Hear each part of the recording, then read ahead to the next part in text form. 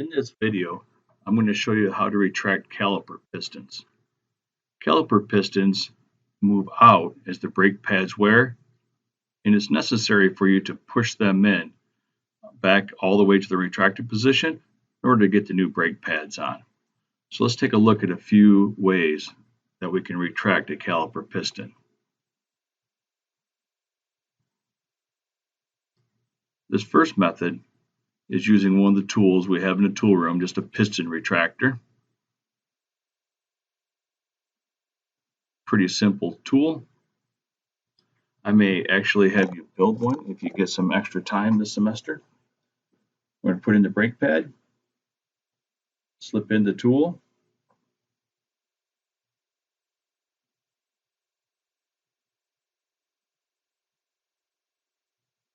and you're just going to turn the knob until the caliper piston is seated. Normally, I would have the bleeder screw open to allow the brake fluid to flow out of the bleeder valve so I don't push the old brake fluid back up into the car. But on this school car, and I'm going to do this a few times on the same car, I just push the caliper piston back with the bleeder closed, which you can do. I prefer to let the fluid go down a hose and get rid of the fluid and start with new fluid, but for this case, we're just turning it in.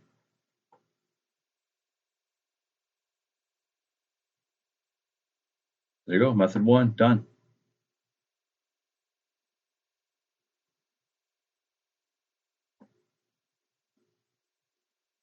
The second tool we have here is shaped like the letter X a little bit. It has a thumb screw at the top and it just spreads it at the bottom. You are going to need both brake pads in order to work this tool.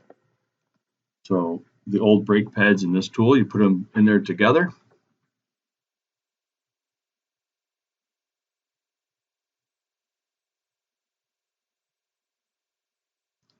This process is a little bit fiddly because you do need to hold the brake pads in place while you're putting the tool in place.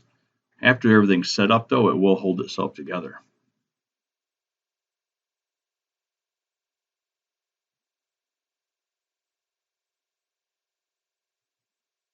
Again, the bleeder valve I would normally have open in this case, going into a vacuum reservoir so I don't have the big mess to clean up.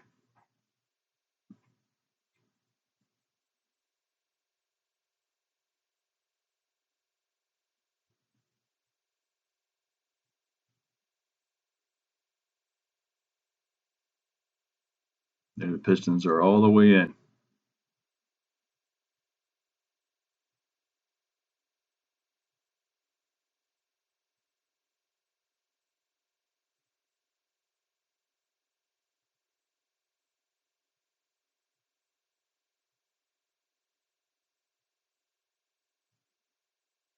Method number 3 here. Now this is my favorite method. I already have a big pair of channel locks in my toolbox, so I don't need to buy a separate tool just to complete this task. So that's one of the reasons I like it. I would have the bleeder screw opening on this one also. Open up the channel locks and just squeeze the caliper piston in. And I want to make sure the piston pushes in nice and easy on all of these compression methods here. So no matter which method you use, the piston should go in fairly easy. You can see that piston goes in right there. That's a really quick and easy method. Like I said, I prefer that method.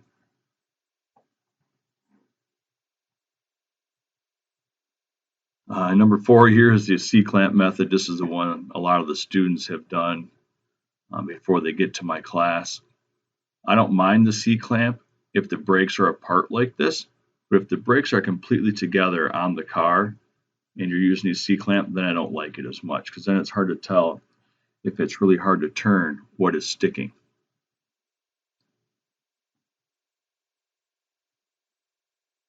So again, a new brake pad, or the old brake pad, actually you don't want to put a new one in there. Put that in place on the piston, turn in the C-clamp, away you go.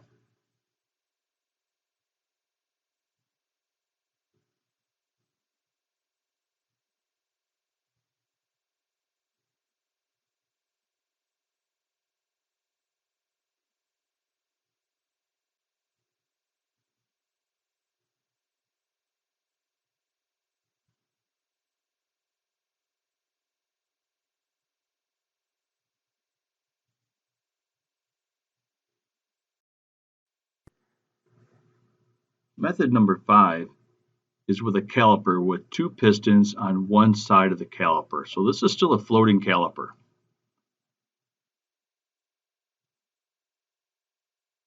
We're going to have this tool, looks a little bit like a caulk gun.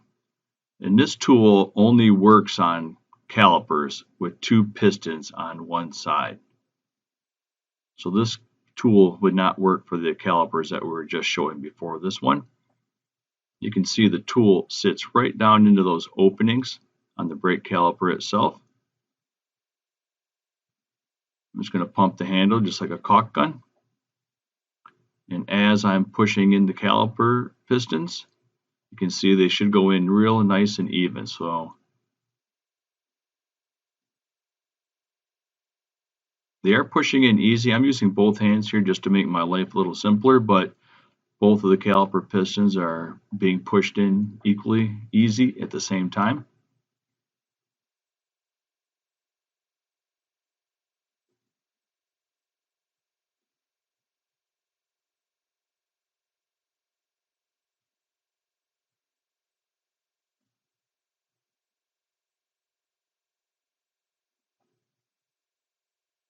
There you go.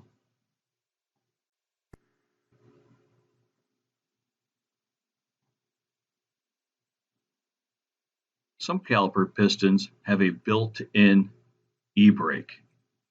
If your caliper assembly and caliper piston has that style setup, you will need to rotate the pistons in to get them to go back.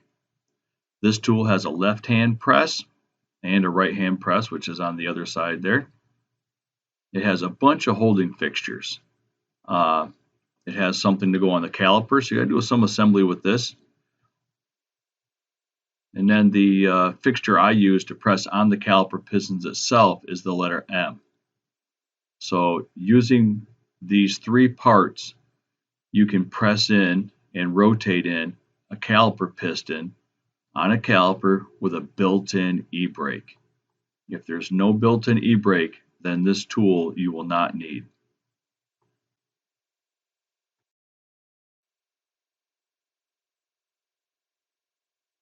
So here's the tool, and I'm going to show you how to set it up here. It's a few pieces and it's a little bit fiddly. This little piece I have here with the letter M on it, it fits onto the press fixture with the holes in it. So the holes in the letter M line up with the red arrow there. The pin there, that one is going to line up with the caliper piston itself.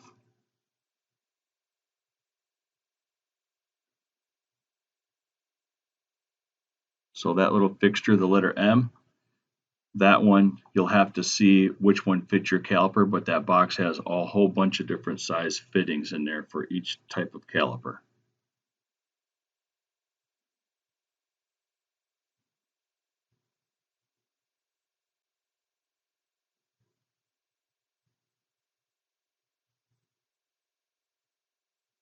You can see right there, it's a little magnetic piece. It just sucks right onto there.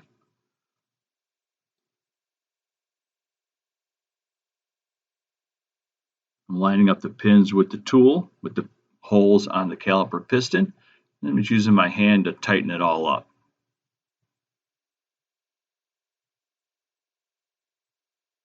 You can see the caliper boot with the arrow pointing at it right there. When I first turn the caliper piston, that boot starts to twist a little bit. You need to make sure that you don't rip the caliper boot. You may just need to push it back into place or just kind of break it loose with a screwdriver without puncturing it. You don't want to rip the caliper boot. That'll allow dust and dirt to get into the caliper piston area and cause it to seize up later on down the road.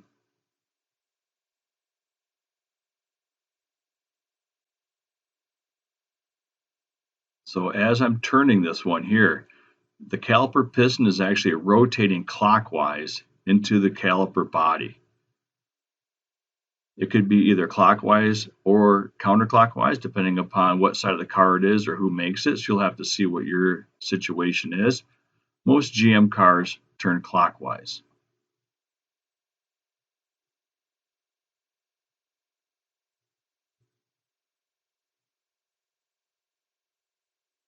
Once I get the caliper piston pushed all the way in, I want to make sure that the holes on the caliper piston line up with the 12 and 6 o'clock position. So let's take a look at it here. You can see now the holes are going left to right, and they really should be going up and down. So I'm going to rotate this caliper piston 90 degrees until those holes are vertical. The notches in the caliper piston sometimes line up with little dowel pins on the back of the brake pads.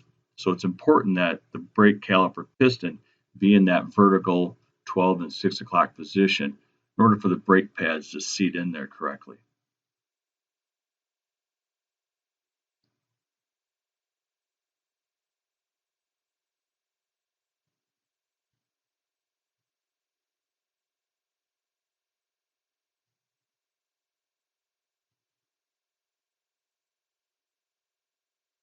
And here you can see that the holes are lined up 12 and 6 o'clock position. So that one's all set, and I just go on to the next one.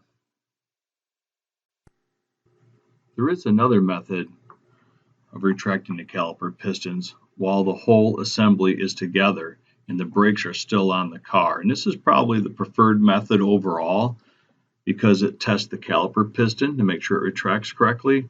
It checks the slide pins to make sure they're free, and also checks the brake pads to make sure that they're free. So this is really a top-notch type method.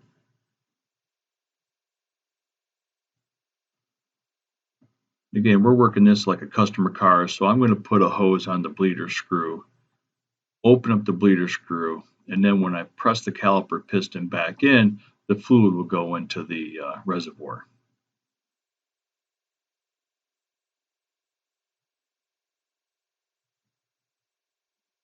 Right now I'm pushing that caliper piston in. It should move really free. In fact, you can see the caliper moving there now, which indicates the slide pins are moving. But yeah, this is a really great setup while the car holds the caliper for you. Snug out the bleeder, of course, make sure we don't leave that loose. Then it's in.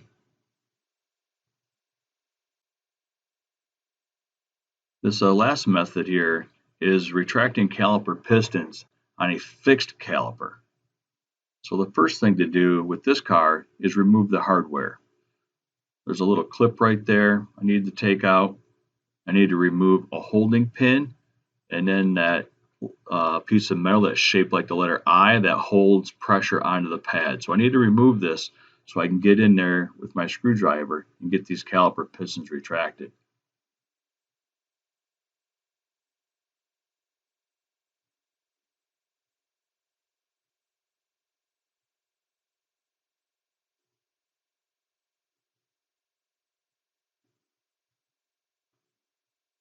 Now this brake pad has a wire on it for a wear indicator, and this little clip is just held right onto that wire. So I'm just going to leave the clip there, right on the wire. I take my cap off my bleeder screw, and this one is a customer car, so this one I am going to push the brake fluid back into the vacuum reservoir. I'm not using it with vacuum, I just have it there so I don't make a giant mess. I'm going to loosen up the bleeder screw 1.5, 2 turns. It doesn't need to be all the way out.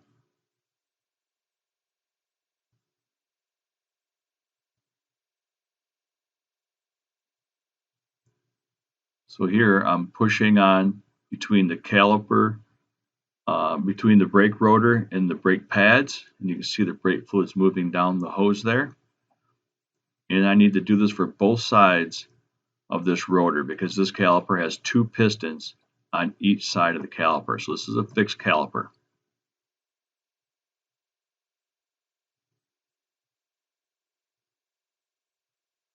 Yep, that's it. I want to tighten up my bleeder screw so I don't have a leak, of course, but then that's all there is to it. The method you use to push in your caliper pistons will depend upon the tools you have available to you and the type of caliper piston you have. If it's an integrated caliper with a rear parking brake built right in, you will need to turn the pistons back in with the appropriate tool.